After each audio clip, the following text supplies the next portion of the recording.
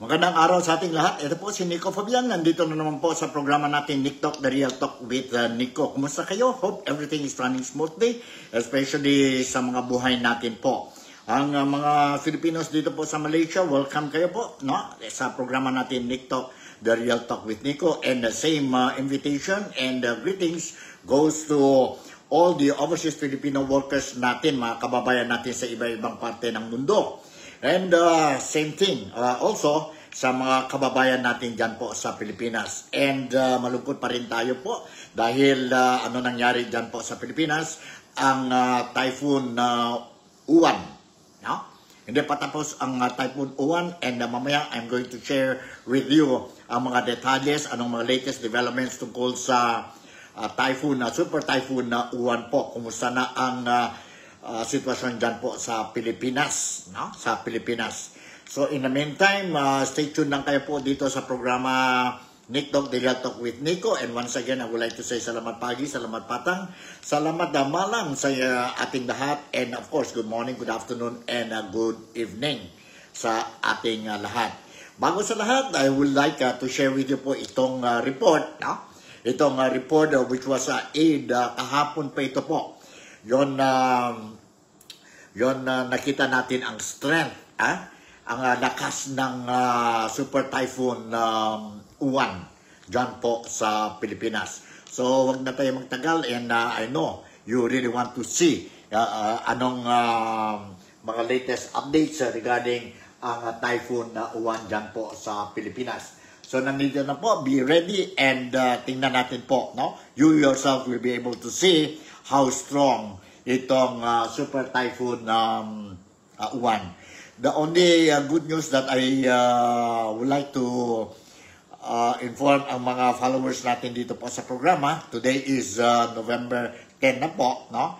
And it's a Monday, is that medyo mahina na po ang strength ni Super Typhoon Uwan.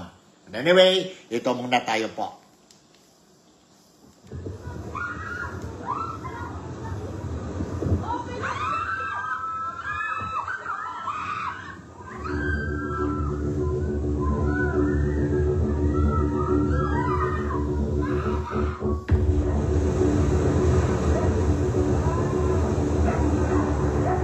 Kahapon ito, no, mga kaibigan, kahapon ito ang report, November 9. The eastern regions of the Philippines were placed on high alert on November 9th, 2025, due to the impact of Super Typhoon Uwan, internationally known as Fung Wong, which approached the country from the Pacific Ocean, particularly Catanduanes Island, the Bicol region, Aurora, and surrounding provinces, which experienced severe structural damage, mass evacuations, and major power outages due to wind speeds reaching 230 kilometers per hour, excessive rainfall, and successive waves.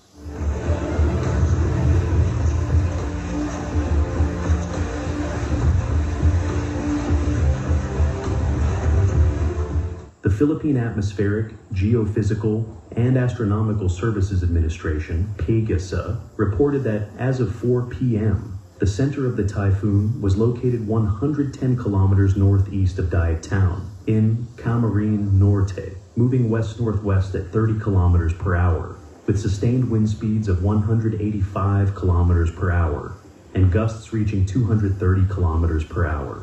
PAGASA announced that tropical cyclone wind signal number 5 was also in effect in Catanduanes, as well as in the southern parts of Quirino, the southeast of Nueva Vizcaya, and the northeast of Nueva Ecija. This level represents the highest alert level in the Philippines meteorological classification.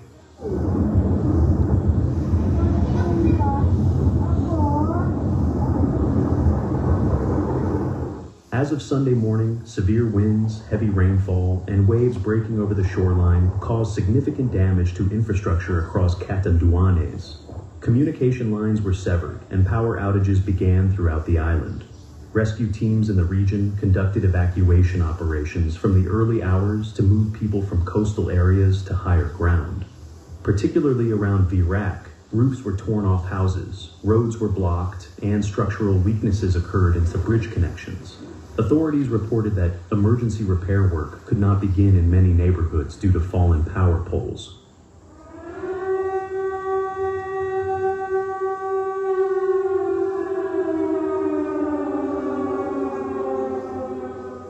Rainfall in the Bicol region exceeded 200 millimeters in a short period. Flooding occurred in the provinces of Camarines Norte, Camarines Sur, and Albay. With the overflowing of riverbeds, agricultural lands were submerged. Pagasa stated that there was a high risk of direct impact from the eye wall of the typhoon in Calaguas and Polillo Islands. At the same time, evacuation centers reached full capacity as waves reached coastal areas in Quezon and Aurora.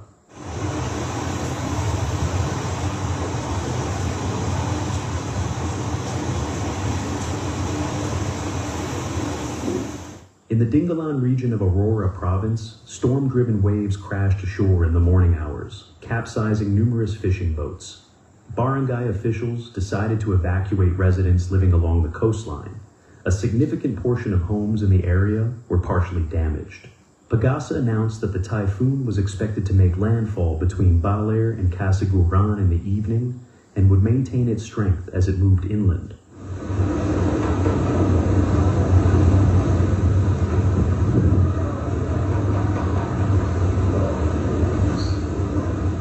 Civil defense agencies across the Philippines moved to the highest level of preparedness.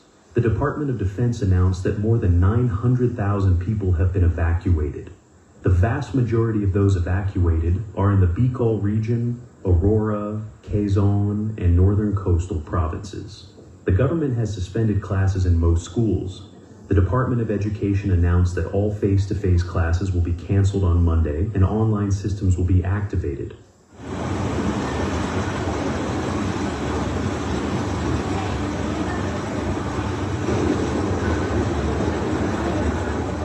Manila Electric Company, Meralco, reported that as of 3 p.m. on November 9th, a total of 42,000 customers in Cavite, Quezon, Bulacan, Metro Manila, Rizal, and Batangas were affected by power outages.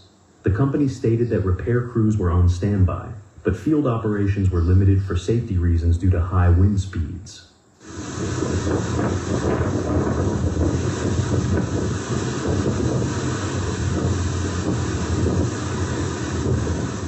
Severe disruptions occurred in transportation across the country.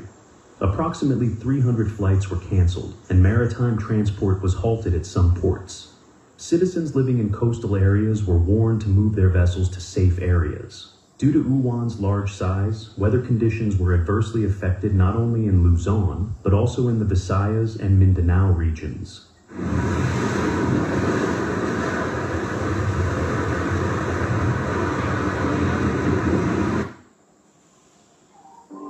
Okay, sandali po, may kunting commercial tayo.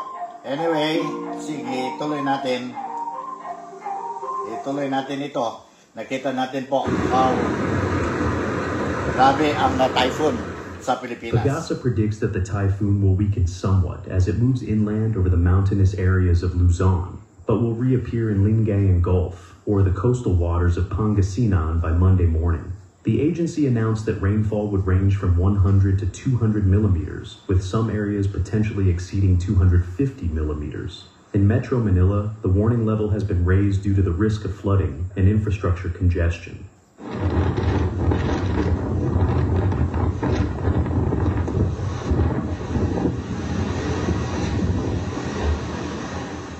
The government announced that all agencies had been placed on full alert at the instruction of President Ferdinand R. Marcos Jr. A statement issued by Malacanang said that health, rescue, infrastructure, and energy units would continue to operate without interruption. The situation of private sector employees was left to the discretion of employers. At the same time, the National Disaster Risk Reduction Council was called into continuous duty to coordinate disaster response efforts.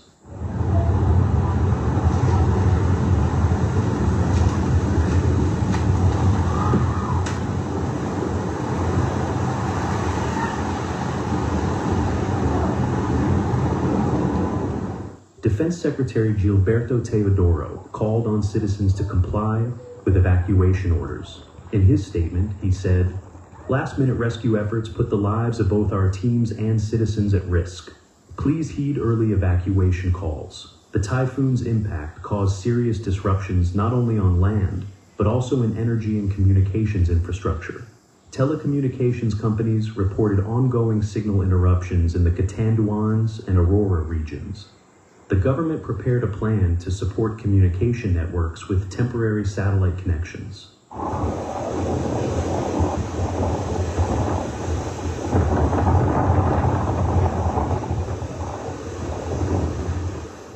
Weather officials announced that after passing over Luzon, Uwan is expected to move northwestward, reaching northern regions on Tuesday, November 11th, and the Taiwan Strait on Wednesday, November 12th. During this process, the typhoon is expected to gradually weaken to tropical cyclone level. Rescue efforts following Typhoon Kalmaigi, which struck the Philippines last week, have been suspended due to Uwan. It was reported that more than 200 people lost their lives, and more than 100 are still missing prior to the event. The new typhoon has brought operations in the disaster areas to a standstill.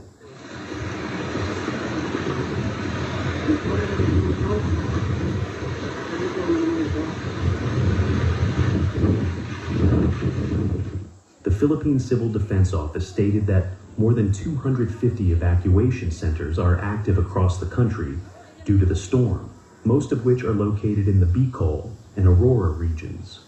Basic necessities have begun to be distributed at the shelters. The Army and local governments are coordinating efforts to ensure the supply of food, water, and medicine. Super Typhoon Uwan, the Philippines' 21st tropical cyclone of 2025, was considered one of the tropical systems with the widest impact recorded in the country in recent years. Pagasa stated that thanks to the activation of early warning systems across the country, the goal is to keep the loss of life to a minimum, but that infrastructure damage could be significant.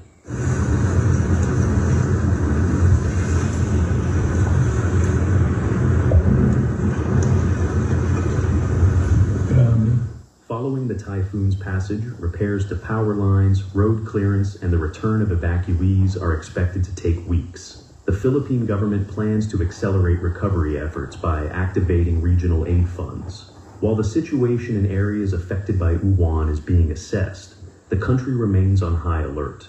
Pagasa warned that even after the typhoon weakens, heavy rains will continue, and the risk of flooding and landslides remains.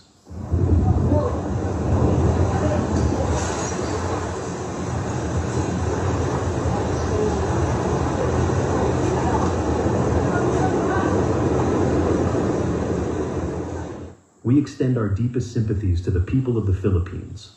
Despite all these difficulties, the solidarity, determination, and resilience of the Filipino people are, as always, commendable. We stand with all families who maintain their hope even under... So yun po, nakita natin ang paano malakas ang typhoon such severe conditions. Our wish is for the wounds to heal as soon as possible, and for life to return to normal in a safe... Okay, yun nakita natin ang how strong is the typhoon or super typhoon Uwan, no? Uwan po. Hindi pa tapos, ingat pa rin tayo, no? Ang mga those in the affected areas po, ingat pa tayo.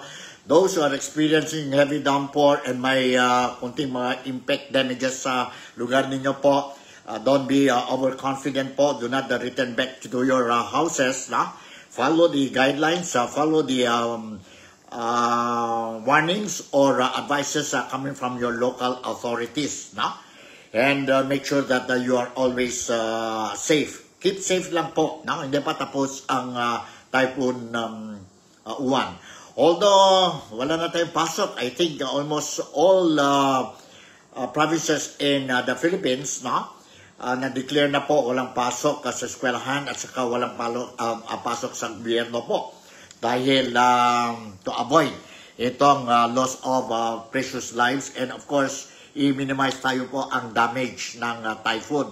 Definitely po, maybe we can control the number of fatalities, but when it comes to the damages to properties and other sectors like the agriculture po, no?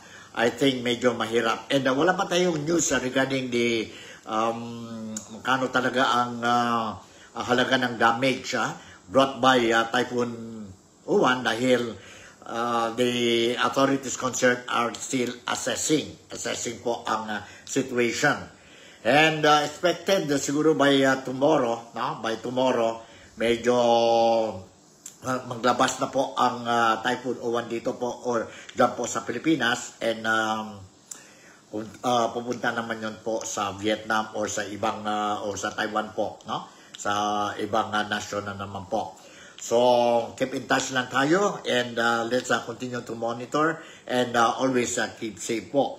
So alright, sa oras na ito, I would like to share with you po, no, anong damage talaga or anong latest publication sa mga national media dyan po sa Pilipinas, no, tungkol sa Typhoon Uwan. Now, I was made to understand and it was officially announced by the local authorities dyan po sa Pilipinas that over 1 million or more than 1 million people have been preemptively evacuated due to the possible devastation from Super Typhoon Uwan. No? Ang international name niya po is Fung Wong.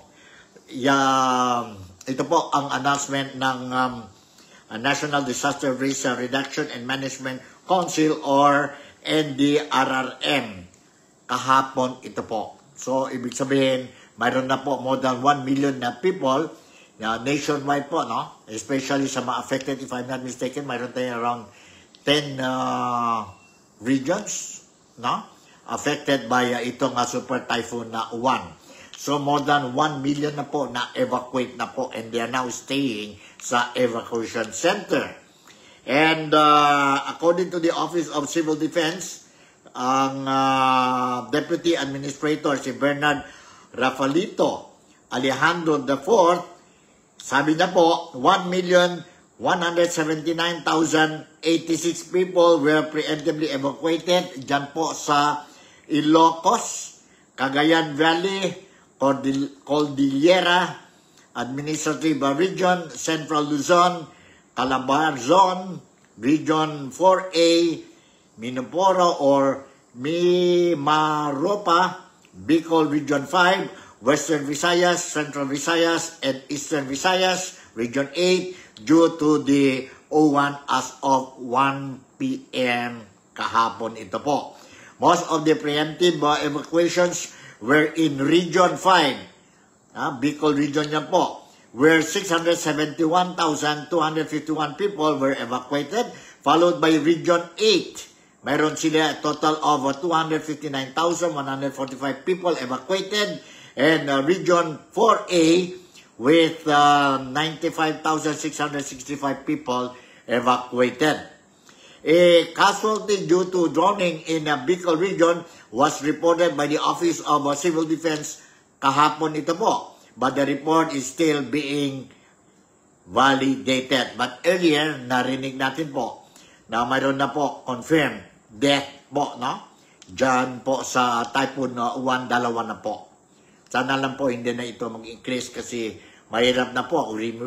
If we recall, ang Typhoon Tino po, more than na-record tayo po. Recorded tayo something like 200 plus, 244, 24 or 44 patay po sa bagyo na Tino. Sa bagyo Tino po. So, sana lang po, menos naman ang fatalities dahil po, no? Maaga din tayo, ang gobyerno nag-alarm o nag-warn sa mga Filipinos po na kailangan tayo ng preparasyon po kasi darating na si Uwan. Si Uwan po.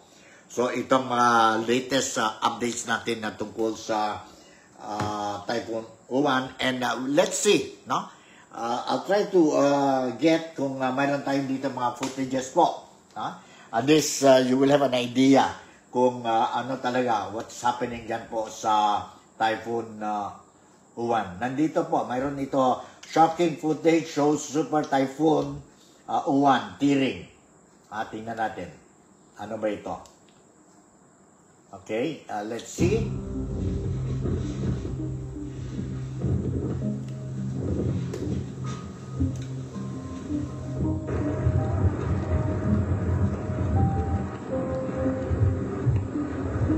Ito po mga footages po, no? They are showing paano ang sitwasyon dyan po sa Typhoon Uwan. Tingnan natin ang mga kawawang biktima ng typhoon, no? Mahirap talaga po ang buhay kung ikaw nagiging typhoon na victim.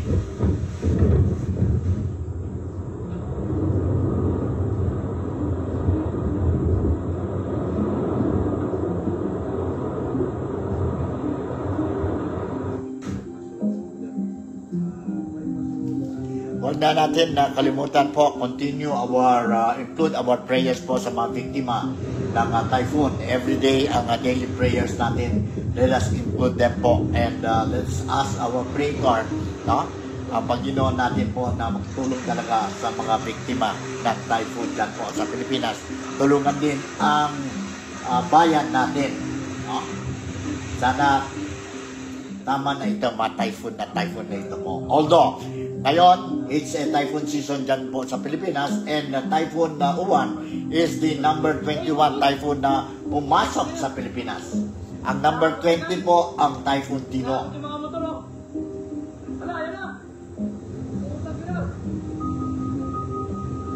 Sunday ito po.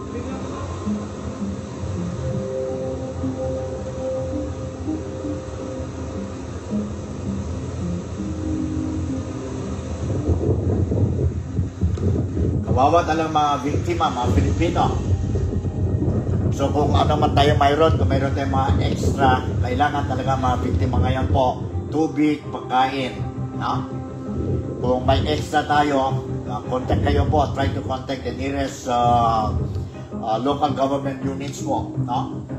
Para at least you can do your donation. Do it generously po dahil kapwang Pilipino ito mga biktima.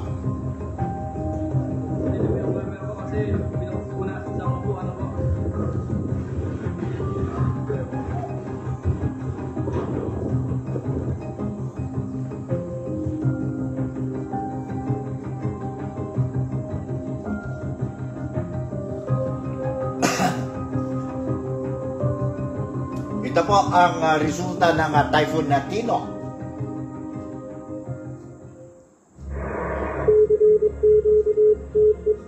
So okay, nakita natin po, and I will try to get some more footages po. We try to get this sa Baguio City. Anong latest?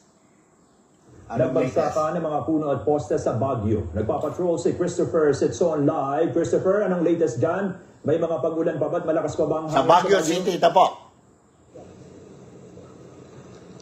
Johnson, magandang umaga. Dito ngayon sa Baguio City, malakas pa rin ang bugso ng hangin. Kanina tumira yung pag-ulan no? Yung mga bandang madaling araw, around 3 a.m. hanggang 5 a.m.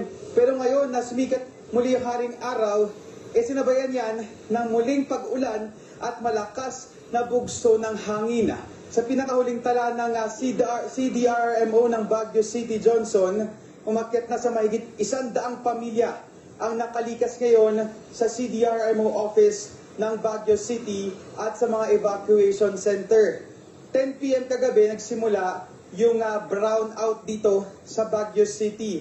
Yung ilang mga gusali, agad na mga nanumbalik yung power supply, pero yung street lights talagang naging madilim dito sa Baguio City dahil nga doon sa power outage. Ayon sa Bineco, ito talaga yung nangyayaring power outage kapag masama ang panahon.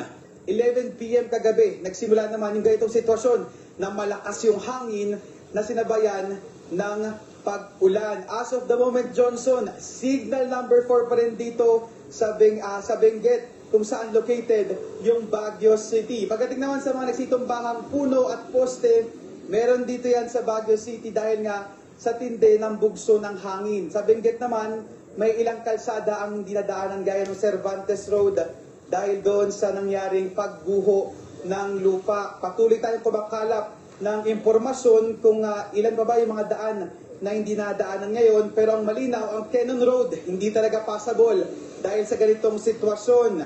Tapos ang nangyayari ngayon dito, yung direksyon ng hangin, Johnson, paikot-ikot. At mistulang ghost town ngayon dito sa Baguio City, walang lumalabas na residente. May mga motorista, Pero 8 p.m. pa lang kagabi, ang sabi ni Mayor Benjamin Magalong, wala na dapat lumabas para talagang manatiling ligtas at makalayo sa anumang posibleng matinding epekto ng bagyong Uwan. Kanina nag-message yung NDRRMC, orange rainfall warning na lang dito. Pero kahit gayon pa man, Johnson, delikado pa rin talaga ang sitwasyon dito sa Baguio City Town proper at patuloy tayong magbabantay. Balik sa iyo, Johnson. Christopher, kung ikaw may sarado ang Cannon Road para sa mga motorista, anong ibang pwedeng alternatibong ruta? Okay, yan po. Narinig natin po o nakita natin po ang sitwasyon dyan po sa Baguio City as of today. Live yun kanina. And ganito pa rin po. Signal number 4 pa rin. Medyo, although, nagbawas-bawas na ang strength ng Uwan, Super Typhoon Uwan dyan po sa Pilipinas. And of course, dyan po sa Benguet. But delikado pa rin ang sitwasyon. Kaya nga sabi natin, hindi pa tapos itong Uwan, ingat pa rin tayo. And according sa report na ito po, no, which galing sa ANC, na kagabi po, parang ghost town or ghost city ang Baguio po dahil ang mga tao po nasa loob lang ng bahay. Nobody dares to go out and roam around sa lugar nila po. Kasi sobrang delikado. Alright? Tingnan natin po kung mayroon pa tayong ibang report. Let's watch and listen to this another report coming from SMNI 19 minutes ago. 19 minutes ago. Ulan na nararanasan po dyan po sa Marikina City. Samantala, Marikina City. Dito sa Dinalungan, Aurora, isa po sa mga unang lugar kung saan po ay naglandfall. As of 7:46 ito kanina. Ang sitwasyon dyan, nasa linya po ng ating komunikasyon via Zoom si Mayor R.D. Biboy Vargas ng Dinalungan, Aurora. Mayor, good morning po. Jade at Admar po inyong mga kasama. Maraming salamat po sa inyong oras. Yes po, sir. Good morning po. Yes, Mayor. Tagapakinig natin. Opo, kumusta po yung sitwasyon po ninyo ngayon dyan, Mayor? Ngayon po, sir, yun, medyo humina na yung bagyo kasi as 2 a.m. In the morning yun, medyo konti na lang din. Ngayon po yung ibang evacuees, hindi na rin maiwasan na umuwi sila. Pero halos pa na rin po, medyo ayos na yung panahon natin ngayon dito sa bayan namin.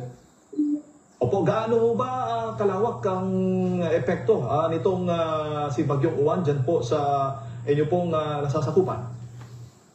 Sir, the whole Dinalungan po talagang naapektuhan kasi sa sobrang lakas ng hangin. Pero ang kagandahan nga lang hindi ganun kalakas yung ulan. Kasi may area kami dito sa Barangay Simbahan na talagang pag malakas ang ulan is talagang lakas ng tubig and then maraming naaapektuhan mga kabahayan mo doon sa area na yun.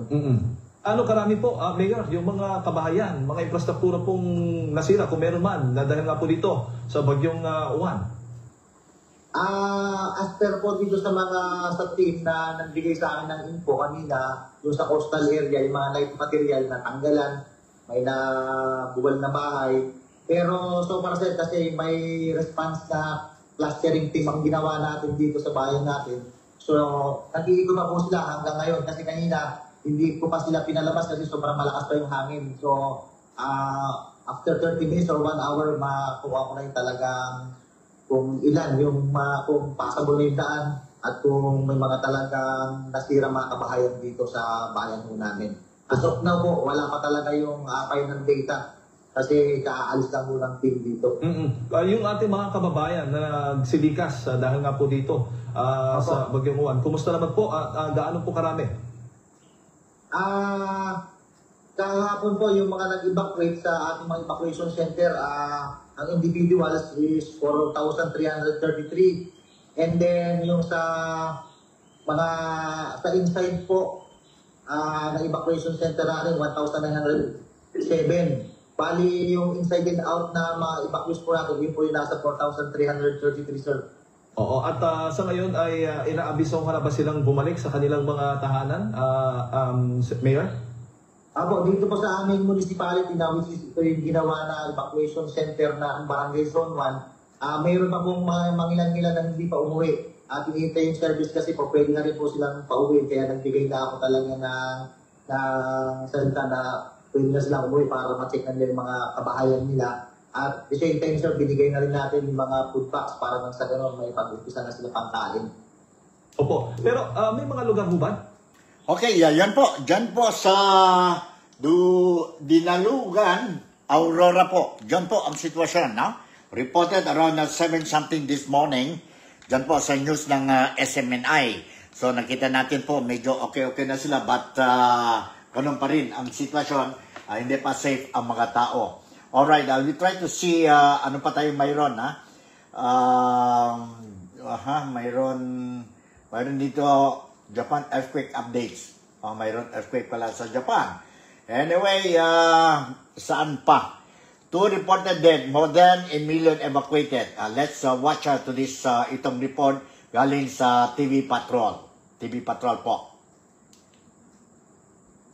Dalawa na ang naiulat na namatay sa Confirm pananalasan na ng Bagong Uwan. Ang una ay mula sa Catbalogan City, Samar at ang pangalawa ay sa Catanduanes. Dalawa na rin ang naiulat na nasaktan.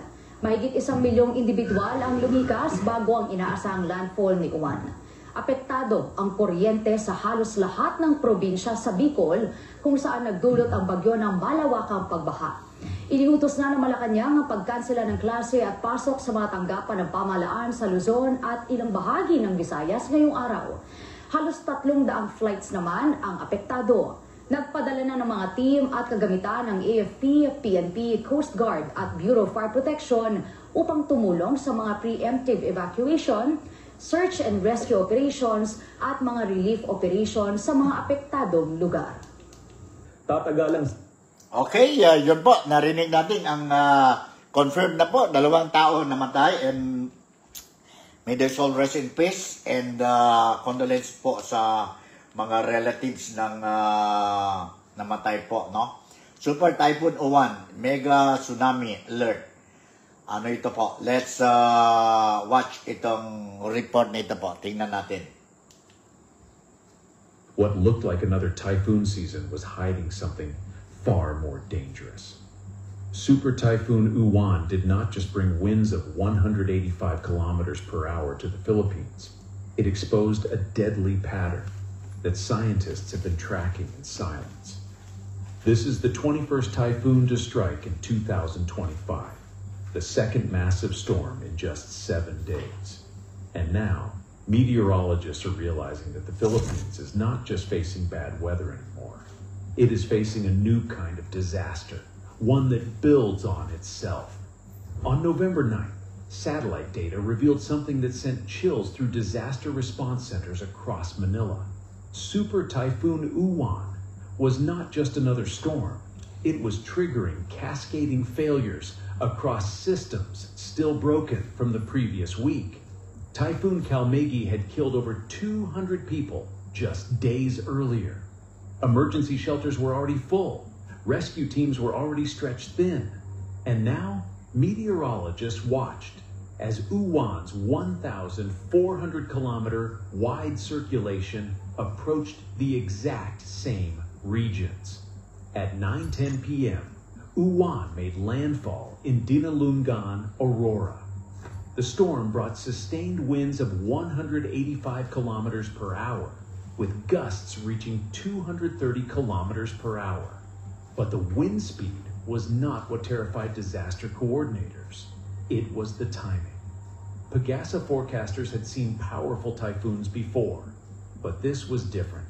Storm surge warnings reached 3 meters along the eastern coasts, not from wind, but from the ocean itself, rising like a slow-motion tsunami.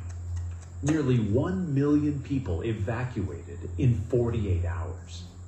In Pasig City alone, 272 residents fled their homes. Across the Bicol region, entire provinces emptied as families loaded into evacuation vehicles with belongings still damp from the previous storm. The evacuation centers built for one disaster were now housing refugees from 2. Children who had just returned to school found themselves sleeping on gymnasium floors again. Families who had just started repairing their homes were watching weather forecasts with the trauma of deja vu. The hidden danger was not Uwan alone. It was what happens when disasters refuse to wait their turn. Emergency responders found themselves managing active rescues while still distributing relief supplies from the previous typhoon. The World Food Program was delivering cash assistance to 31,000 households, over 157,000 people, even as new evacuees filled the same relief centers. But that is only part of the story. The Philippines sits in what meteorologists call the perfect storm. Warm Pacific waters fuel typhoons. The archipelago's 7,000 islands create channels that intensify storm surges. And the mountain ranges that should weaken storms instead create deadly funnels for wind and water. But climate data from the past decade reveals something more disturbing. The storms are arriving faster, stronger, and closer together. Uwan reached super typhoon status with sustained winds of 185 kilometers per hour. Its circulation covered nearly the entire country, stretching 1,400 kilometers from edge to edge. Satellite imagery showed the storm's eye wall, a perfect circle of destruction, approaching coastlines where families were still repairing damage from the previous week.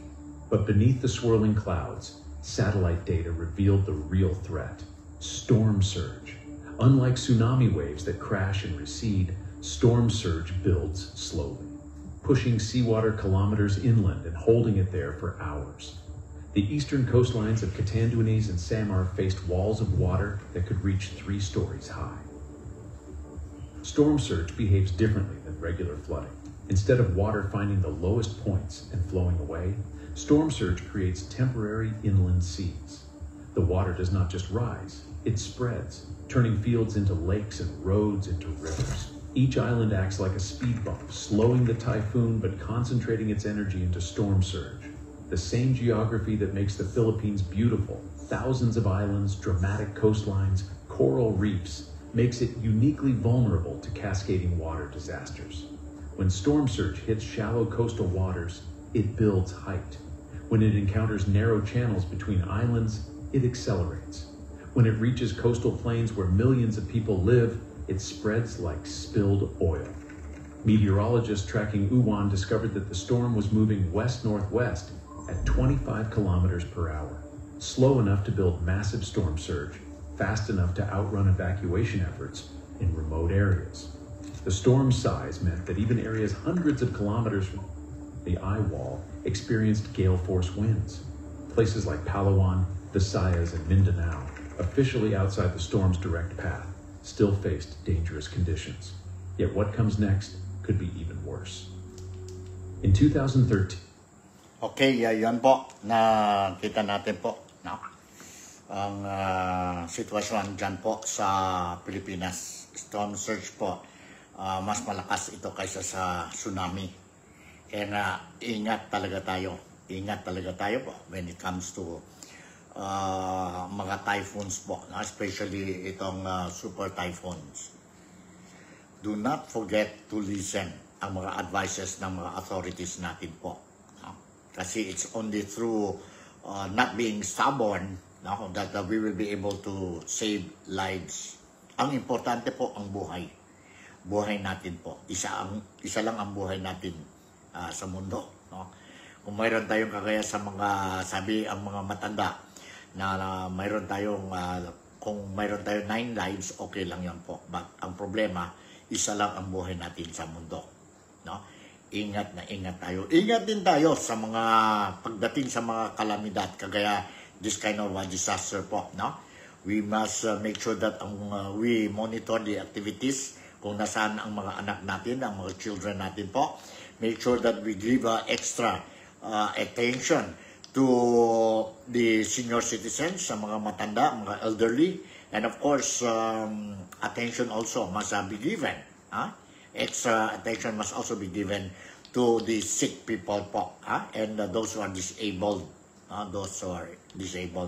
Kailangan yan po. So, yon ang sitwasyon sa Pilipinas ngayon. And let's see kung mayroon pa ba tayong Philippine ruins after Super Typhoon 1, home swept. 50 minutes ago. 50 minutes ago ito po, no? Mayroon din tayo dito to that. Okay, I will try to see.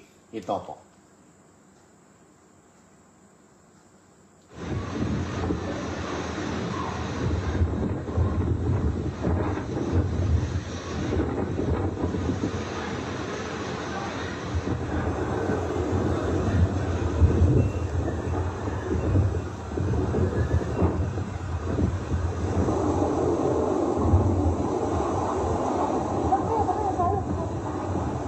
Super Typhoon. Uwan has unleashed its full power over the Philippines, striking coastal communities with unrelenting force and plunging entire regions into chaos.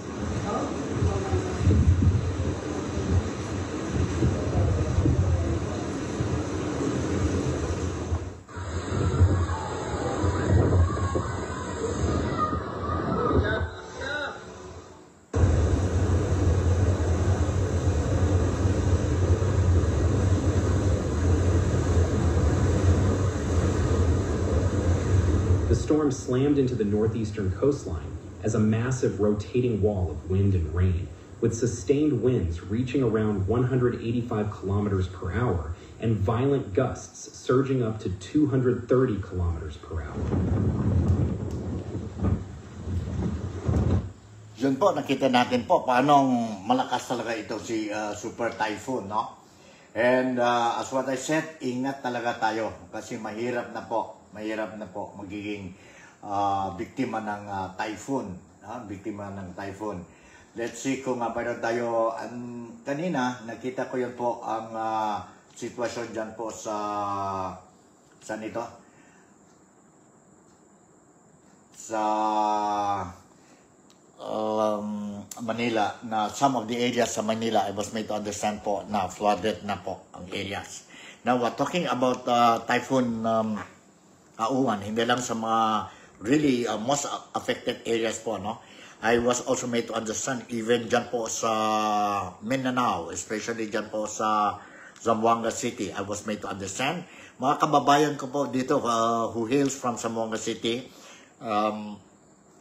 I just want to inform you na some of the areas dyan po sa Zamboanga City, particularly itong barangay Tubungan and barangay Tumaga po, no? Kagabi, karamihan ng mga tao doon po, no? Affected areas, they did manage to see properly dahil they are monitoring the rising water sa area nila po, no? Sa area nila. But anyway, ang local government na doon, under the leadership of Mayor Kimer Olaso, no? And ang Vice Mayor niya, si Vice Mayor Ben Climaco, also former Mayor of Zamboanga City, and experienced ito po kasi nagdaan din ito si former Mayor ng Zamboanga City, si Ben Climaco, typhoon situations, no? Before, when he was still the mayor, she was still the mayor. So they are doing everything po. So far, ready ang food assistance sa mga flood victims dyan po sa Zamboanga. And they're doing everything po para more or less to save lives po. So far, walang fatalities reported dyan po sa Zamboanga City, although may mga damages na po dyan sa Zamboanga City.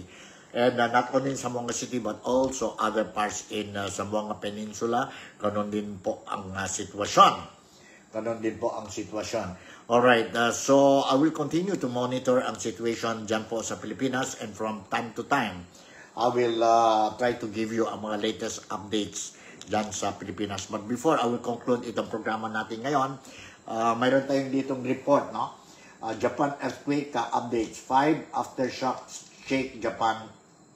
Okay, let's see kung anong itong report po sa earthquake ng Japan.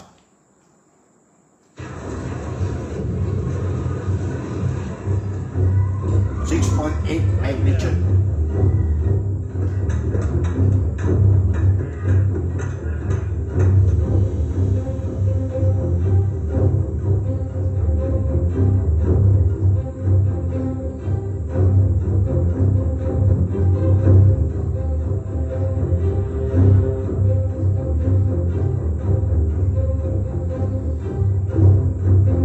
Nangyari ito last Sunday o kahapon po dyan sa Japan.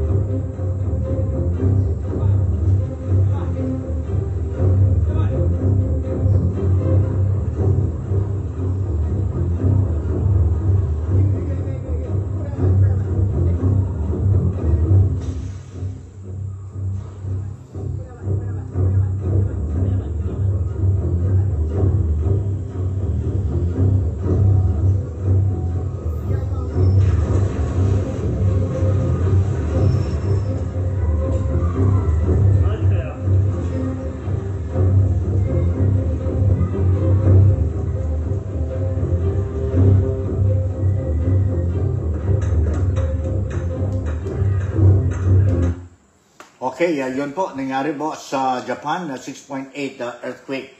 And, yeah, medyo malungkot din tayo. And then let us not forget to also include ang mga tao, mga biktima ng earthquake dyan sa Japan po sa daily prayers natin po. No? Tao din sila.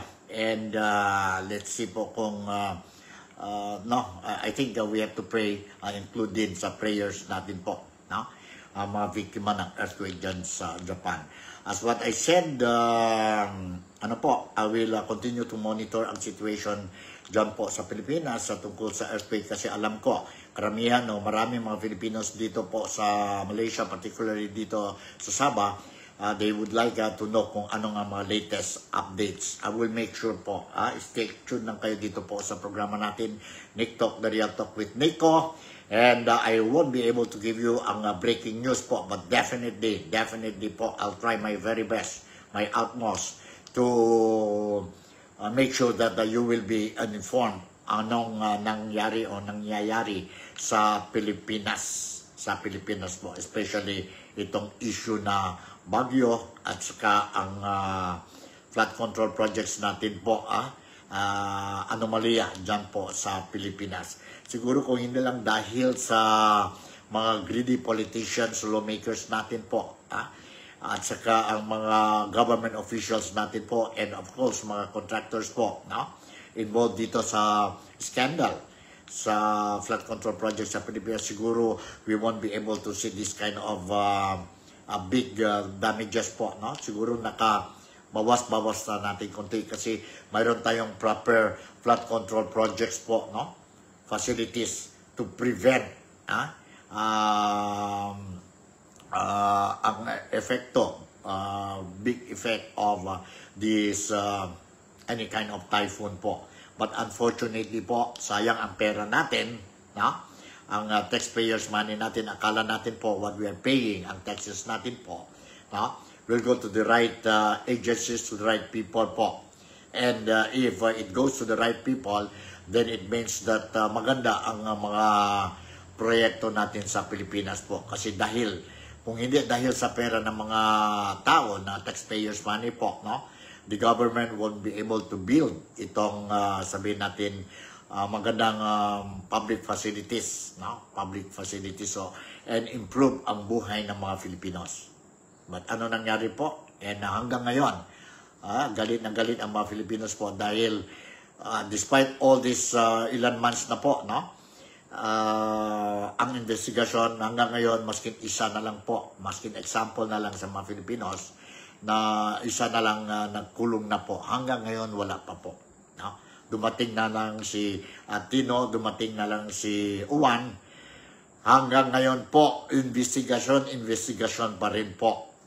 And ang problema dyan po, they are saying na wala pa silang concrete evidence po to pin down itong mga names mentioned sa skandalo. Sa scandal. So ano pa, maghintay tayo. And dahil dyan, the Filipinos do not no longer trust, or apektado na talaga ang trust sa gobyerno na nakita natin po na every now and then. And in fact, sa next week, 16, 17, and 18, may malaking rally organized by the Iglesia ni Cristo, no? Diyan po sa Pilipinas, nationwide ito po. And sa Manila, it will be held diyan po sa Luneta Park and sa EDSA Shrine. Diyan po sa Manila to show the outrage and ang galit ng mga tao po tungkol sa issue na ito, ang bagyo at saka ang flood control projects anomalous deals. And today, ang gobyerno, ang kongreso natin, ang kamara natin, at saka senado natin po, they are going to resume ang duties nila po after coming out from a recess. So let's see po. I will continue to monitor today. Also, I will monitor ang mga hearings or whatever sessions mayroon sila po, both sa kamara at saka sa senado. And I'll make sure po kung may breaking news tayo or malaking balita dyan po that you really deserve, ang mga Filipinos deserve dito sa Malaysia to know. I will make sure that you will be immediately informed. And the same thing goes to sa mga overseas Filipino workers natin sa iba-ibang parte ng mundo who are watching itong programa natin, Nick Talk, The Real Talk with Nico. Huwag natin kalimutan i-like itong page natin po para you will be properly informed ang latest developments sa Pilipinas, especially mga Filipinos dito sa Sabah. So, siguro hanggang dito na lang ang programa natin, Nick Talk, The Real Talk with Nico on a Monday, dito po sa Sabah, no? And before I will conclude itong programa natin, sa mga Filipinos, kababayan ko dito po sa Sabah, narinig na natin na kahapon bising-busy ang mga local media dito sa Kota Kinabalu City dahil we are attending itong different political parties po wherein they officially, hindi pa lahat, no? But many of them already officially reveal or made public ang mga respective candidates nila po for the coming state election scheduled on November 29. And the filing of candidacy po will be held on November 15. And initial voting will be on November 25. And the actual polling date for the 17 state election po will be on November 29. Reminder lang sa mga Filipinos po, hindi ito po ang election ng mga Filipinos. This is the election of the Malaysian people, mga Malaysiano po. So, shy away from any, in whatever ways po, directly or indirectly po, shy away from any political rallies or political campaign activities po, no? To avoid unnecessary problems tayo. Focus na tayo sa trabaho natin dito po sa Malaysia. Let's do our level best to please our employers. Para at least masaya ang mga employers natin. And kung masaya ang mga employers natin po, definitely they will also show appreciation sa trabaho natin and maybe through salary increase. In the meantime, ito po si Nico Fabian. Once again, would like to say thank you very much for making me a part of your day-to-day. Ingat, Godspeed, and take care of yourself. Mga Filipinos dyan po sa Pilipinas, keep safe kayo palagi. Malaysia, Sabah, the Philippines, God bless us all. And I'll see you in my next episode. Bye. I love you.